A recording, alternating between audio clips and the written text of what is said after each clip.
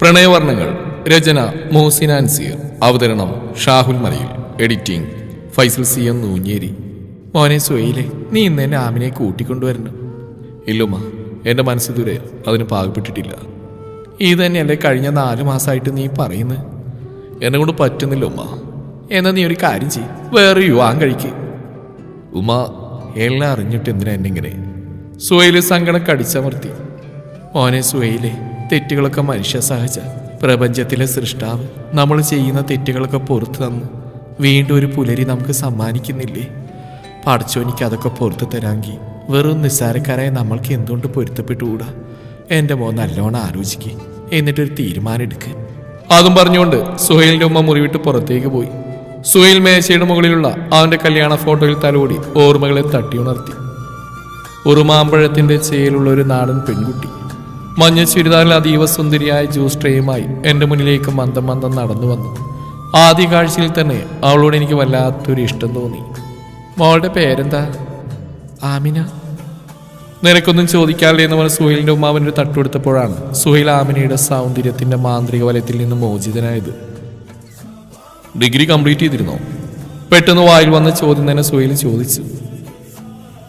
അതെ, ഓളുടെ ഉപ്പിയും ഇല്ലാത്ത കുറവുകളൊന്നും അറിയിക്കാതെയാ നമ്മൾ ഓളെ വളർത്തിയതേ. അതുകൊണ്ട് തന്നെയാണ് നമ്മൾ ഡിഗ്രി ഒക്കെ അവളെ പഠിപ്പിച്ച്. ആമിന പറയുന്നതിന് മുമ്പേ ആമിനയുടെ ഉപ്പയുടെ അനുജൻ മറുപടി നൽകി. അങ്ങനെ പെണ്ണുകാണൽ ചടങ്ങ് കഴിഞ്ഞു. സുഹൈലിന്റെ ഉപ്പ സുഹൈലിന്റെ കുട്ടിക്കാലത്ത് തന്നെ മരണപ്പെട്ടിരുന്നു. സുഹൈലിന്റെ ഉമ്മാമാന്റെ ഉപ്പ കളത്തിൽ ഹമീദ് ആജിയാർ നാട്ടിൽ അറിയപ്പെടുന്ന പ്രമാണിയാണ്, നല്ല സമ്പന്നനും. അതുകൊണ്ട് തന്നെ സുഹൈലിന്റെ ഉമ്മാക്ക് മകനെ വളർത്താൻ ബുദ്ധിമുട്ടേണ്ടി വന്നില്ല. ഹമീദെല്ലാം കണ്ടറിഞ്ഞ് ചെയ്തു. സുഹൈലിന്റെ MBA പഠിക്കണമെന്ന ആഗ്രഹം അദ്ദേഹം സാധിച്ചു കൊടുത്തു. വിദേശത്ത് നല്ലൊരു കമ്പനിയിൽ സുഹൈലിന് ജോലി കിട്ടി. 2 വർഷത്തിന് ശേഷം അവൻ നല്ലൊരു വീട് വെച്ചു. അവനും ഉമ്മയും അവിടെ സന്തോഷത്തോടെ താമസിച്ചു. വിദേശത്തെ ജോലി മതിയാക്കി നാട്ടിലെവിടെയെങ്കിലും ഒരു ജോലി നോക്കാൻ ഉമ്മ അവനെ നിർബന്ധിച്ചു. വിദേശത്ത് സ്വന്തമായിട്ടൊരു ബിസിനസ് അവന്റെ സ്വപ്നമായിരുന്നു. അതുകൊണ്ട് തന്നെ സുഹൈൽ വീണ്ടും വിദേശത്തേക്ക് പറന്നു. ഉമ്മാക്ക് സഹായത്തിനൊരു ജോലിക്കാരിയെ ഏർപ്പാടാക്കി. സുഹൈൽ അവന്റെ സ്വപ്നം നേടിയെടുക്കാനുള്ള ഓട്ടം തുടങ്ങി. മാസങ്ങൾ കടന്നുപോയി. ഉമ്മാന്റെ നിർബന്ധപ്രകാരം പെണ്ണ് കാണാൻ വേണ്ടി ഒരാഴ്ച ലീവ് എടുത്ത് സുഹൈൽ നാട്ടിലേക്ക് വന്നു. ആദ്യമായി പെണ്ണ് കണ്ട കുട്ടീനെ തരാൻ അവന് ഇഷ്ടപ്പെട്ടു. അങ്ങനെ സുഹൈലും ആമിനയും തമ്മിലുള്ള എൻഗേജ്മെന്റ് നടന്നു. ആമിനയുടെ ഉപ്പയും മരണപ്പെട്ടിരുന്നു. അവൾ ഉപ്പാന്റെ അനിയന്റെ കൂടെയാണ് താമസം. സുഹൈലിന്റെ ലീവ് കഴിഞ്ഞ് പ്രിയപ്പെട്ടവരോട് യാത്ര പറഞ്ഞ് അവൻ വിദേശത്തേക്ക് മടങ്ങി. പിന്നീടുള്ള സുഹൈലിന്റെ ദിവസങ്ങൾ പ്രണയവർണ്ണമായിരുന്നു. വിരഹവും പ്രണയവും നിറഞ്ഞ മനോഹര ദിവസങ്ങൾ. ആമിനയോടുള്ള പ്രണയ സംഭാഷണങ്ങൾ അവനിൽ ആനന്ദം സൃഷ്ടിച്ചു. കാമുകിമാരോടും ഭാര്യമാരോടും സംസാരിക്കുന്ന സുഹൃത്തുക്കളെ ഇത്രമാത്രം സംസാരിക്കാൻ എന്താ ഉള്ളെന്ന് പറഞ്ഞ് കളിയാക്കുന്ന സുഹൈൽ ആമിനയോട് നേരം പുലരും വരെ സംസാരിച്ചിരുന്നു. നാലിന്റെ സുഹൈലെ, ഇങ്ങനെയൊക്കെ മനുഷ്യന്മാർ മാറൂടാ. നമ്മളെയൊക്കെ കളിയാക്കിയിട്ട് ഇപ്പൊ നിന്റെ ഫോണിൽ തീരെ റെസ്റ്റില്ലല്ലോ. എന്നാലും നിന്റെ പാട്ട് അടിപൊളിയായിരുന്നു കേട്ടോ. നീ ഇതുവരെ ഒരു മൂളിപ്പാട്ട് പാടുന്ന പോലെ നമ്മൾ കേട്ടിട്ടില്ല. ഒരു പെണ്ണിനെ കിട്ടുമ്പോഴേക്കും നിന്റെ ഉള്ളിലെ ഗാനഗന്ധർവനെ നമ്മൾക്ക് കാണാനും എടുത്ത് കേൾക്കാനും പറ്റിയല്ലോ. നമുക്ക് വരുത്ത് സന്തോഷമായി, അല്ലേടാ മുജീബേ? റഷീദൊക്കെ പറഞ്ഞു.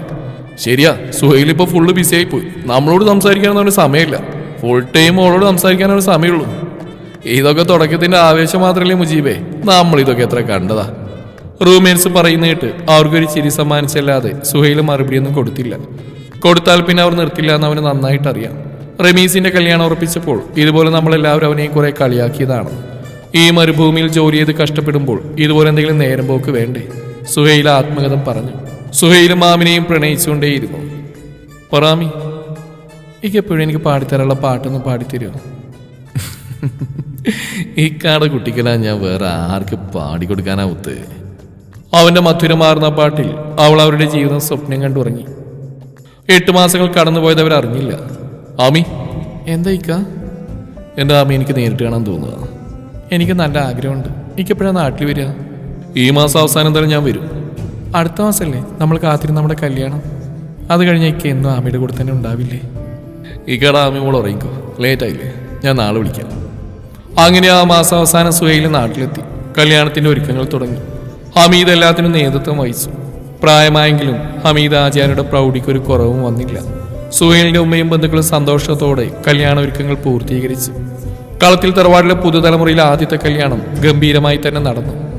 സുഹൈലിന്റെ ഉമ്മ സ്നേഹത്തോടെ മരുമകളുടെ കയ്യിലേക്ക് പാൽ ഗ്ലാസ് വെച്ച് നീട്ടി. ആമിന പാൽ ഗ്ലാസുമായി നാണത്തോടെ മണിയറയിലേക്ക് നടന്നു നീ.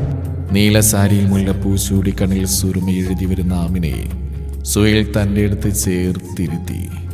നാണത്തോടെ അവൾ പാൽ ഗ്ലാസ് അവന് നേരെ നീട്ടി. അവൻ പകുതി കുടിച്ച് പാതി അവൾക്ക് നൽകി. ആമി. അവളുടെ മുഖം അവൻ അവൻ്റെ കൈകളിൽ കോരിയെടുത്തു. അവളുടെ നെറ്റിയിൽ സ്നേഹചുംബനം നൽകി. ആമിന കണ്ണുകൾ മുറുക്കി അടച്ചു. ആമി, ആദ്യ കാഴ്ചയിൽ തന്നെ നിന്റെ ഉറുമാമ്പഴത്തിൻ്റെ ചേരുള്ള ഈ മുഖം എൻ്റെ മനസ്സിലാഴത്തിൽ പതിഞ്ഞിരുന്നു. ആമി ചിരിച്ചു. ഇങ്ങനെ ചിരിക്കൽ എൻ്റെ പെണ്ണേ, എൻ്റെ കൺട്രോള് പോകുന്നു. ആമിനെ വീണ്ടും കുസൃതിയോടെ ചിരിച്ചു. സുഹൈൽ അവളെ കോരിയെടുത്ത് വട്ടം കറക്കി. അവർ രണ്ടുപേരും പൊട്ടിച്ചിരിച്ചു. സുഹൈൽ അവളെ പതിയെ കട്ടിലേക്ക് ഇട്ടു. അവളുടെ അതരത്തിൽ അമർത്തി ചുംബിച്ചു. ആമിനയുടെ കവളിൽ മാറി മാറി ചുംബിച്ചു. പെട്ടെന്ന് ആമിനയുടെ കൈകാലുകൾ ശക്തിയായി വിറക്കാൻ തുടങ്ങി. വായിൽ നിന്നും നുരയും പതയും വരാൻ തുടങ്ങി. അതുകണ്ട് സുഹൈൽ പരിഭ്രമിച്ച് നിന്നു. ആമി, ആമി, എന്താ പറ്റിയ മോളെ? ആമി! സുഹൈൽ ഉറക്കെ നിലവിളിച്ചു. അത് കേട്ട് ഉമ്മ ഓടി വന്ന് കതക് തട്ടി. അവൻ വേഗം വാതിൽ തുറന്നു. എന്തു പറ്റി മോനെ? കട്ടിൽ വിറച്ചിരിക്കുന്ന ആമിയുടെ കയ്യിലേക്ക് ഉമ്മ താക്കോൽ കൂട്ടം വെച്ച് അമർത്തി. അവർ വേഗം അവൾ ആശുപത്രിയിലേക്ക് എത്തിച്ചു. സുഹൈലിന്റെ നെഞ്ചിരിപ്പ് കൂടി. തന്റെ പ്രിയതമയ്ക്ക് എന്തു പറ്റിയെന്നറിയാതെ അവൻ ആശുപത്രിയിലെ ICU വാർഡിന് മുമ്പിൽ കാത്തു നിന്നു. ഉമ്മ, എന്റെ ആമിക്ക് എന്താ പറ്റിയതുമ്മ? അവനൊരു കൊച്ചുകുട്ടിയെ പോലെ പൊട്ടിക്കരഞ്ഞു. ഉമ്മ അവനെ ആശ്വസിപ്പിക്കാൻ പാടുവിട്ടു. കുറച്ചു സമയത്തിന് ശേഷം ഡോക്ടർ പുറത്തു വന്ന് അവരോട് സംസാരിച്ചു. വർഷങ്ങളായി അപസ്മാരകം എന്ന അസുഖത്തിന് മെഡിസിൻ കഴിക്കുന്ന ആളാണ് ആമിന എന്ന സത്യം അവർ ഡോക്ടറിൽ നിന്ന് മനസ്സിലാക്കി. ആ വാർത്ത സുഹൈലിനെ വല്ലാതെ തളർത്തി. അവനിൽ നിന്ന് ആമിനെയും കുടുംബക്കാരും അസുഖത്തെ മറച്ചു വെച്ചതോർത്തപ്പോൾ അവരോട് സുഹൈലിന് വല്ലാത്ത വെറുപ്പ് തോന്നി. ആശുപത്രിയിൽ നിന്ന് നേരെ അവർ ആമിനയുടെ വീട്ടിലേക്ക് പോയി. എന്താ നമ്മളിവിടെ? നീ ഇറങ്ങ്, സുഹൈൽ ഗൗരവത്തോടെ പറഞ്ഞു. ആമിനെയും സുഹൈലും കാറിൽ നിന്നിറങ്ങി. അഫ്സലിന്റെ ഉമ്മ കാറിൽ തന്നെ ഇരുന്നു. പൂമുഖത്ത് ആമിനയുടെ എളാപ്പ പത്രം വായിച്ചുകൊണ്ടിരിപ്പാണ്. ആമിനെയും സുഹൈലിനെയും കണ്ടപ്പോൾ അയാൾ പത്രം മടക്കി വെച്ചു. കള്ളം പറഞ്ഞൊരു അസുഖക്കാരിയാണല്ലേ എന്റെ തലയിൽ കെട്ടിവെച്ച്. നിങ്ങളുടെ കുട്ടി എനിക്ക് തന്ന പോലെ ഞാനിവിടെ തിരിച്ചേൽപ്പിക്കുക. സത്യം തുറന്നു പറയാനുള്ള മനസ്സ് നിങ്ങളും പിന്നെതാ ഇവളും കാണിച്ചില്ല. സുഹൈലിന്റെ പ്രതികരണം കേട്ട് ആമിനെ ഞെട്ടി. തൊലി വെളുപ്പും കണ്ട് കണ്ണു മഞ്ഞൾ ഒന്നും അന്വേഷിക്കാതെ കെട്ടിയിട്ട് നിന്റെ കാര്യം നടത്തിയിട്ട് എന്റെ വീട്ടുമുറ്റത്തൊന്ന് ശബ്ദം ഉയർത്താൻ എങ്ങനെ ധൈര്യം വന്നതാ നിനക്ക്? എളാപ്പാന്റെ മറുപടി കേട്ട് സുഹൈൽ രോഷാകുലനായി. കള്ളം പറഞ്ഞെന്നെ വഞ്ചിച്ചോറായിട്ട് ന്യായം പറയുന്നോ? നിങ്ങളെ ഞാൻ എന്റെ ഉപ്പാന്റെ സ്ഥാനത്താണ് കണ്ടത്. അതുകൊണ്ട് ഞാൻ അതിന് മറുപടി അറിയുന്നില്ല. പക്ഷേ ഈ ജന്മത്തിൽ നിങ്ങളോടും പിന്നെതാ എന്നോട് കള്ളം പറഞ്ഞ് എന്നെ വഞ്ചിച്ച ഇവളോടും ഞാനൊരിക്കലും പൊറുക്കില്ല. ആമിനയുടെ ഹൃദയം നിയന്ത്രണാതീതമായി തുടിച്ചു. കണ്ണിൽ നിന്നും ചുടുകണ്ണീർ പുറത്തേക്ക് ഒഴുകി. നടന്നകന്നു പോകുന്ന സുഹൈലിനെ നോക്കി ആമിന ശില പോലെ നിന്നു. സുഹൈൽ കാറിൽ കയറി. ഉമ്മ ആമിനെ അന്വേഷിച്ചു. അവനൊന്നും പറയാതെ കാറ് മുന്നോട്ടെടുത്തു. സുഹൈലിന്റെ കണ്ണുകൾ നിറഞ്ഞൊഴുകി. അവൻ വിവാഹ ഫോട്ടോയിൽ ആമിനയുടെ മുഖത്ത് ചുംബിച്ചു. ആ ഫോട്ടോ നെഞ്ചോട് ചേർത്തു. ആമി, നീയില്ലാതെ എനിക്ക് പറ്റുന്നില്ലടി. അത്ര ആഴത്തില് നീനിൽ പതിഞ്ഞു പോയി മുത്തേ. സുഹൈലേ. എന്താ ഉമ്മ? ആമിനെ വിളിച്ചിരുന്നു. ഓൾഡ് എളാപ്പ ആക്സിഡന്റ് ആയിട്ട് ഹോസ്പിറ്റലാണത്രേ. നമുക്ക് അവിടം വരെ ഒന്ന് പോവാം. മോനെ സീരിയസ് ആണെന്നാ പറഞ്ഞു. അഫ്സലും ഉമ്മയും കുട്ടി ഹോസ്പിറ്റലിൽ എത്തുന്നതിന് മുമ്പ് എളാപ്പ മരണപ്പെട്ടിരുന്നു. ഖബറടക്കത്തിന് ശേഷം വീട് ശൂന്യമായി.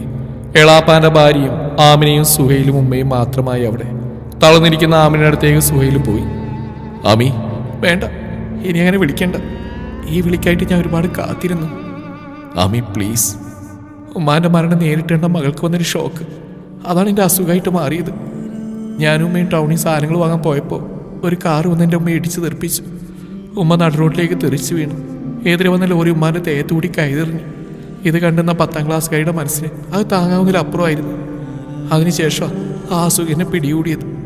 ആമിനെ ഏങ്ങി പറഞ്ഞു. പിന്നീട് വിദേശത്തെ ജോലി മതിയാക്കി ഉപ്പ എൻ്റെ കൂടെ തന്നെ നിന്നു.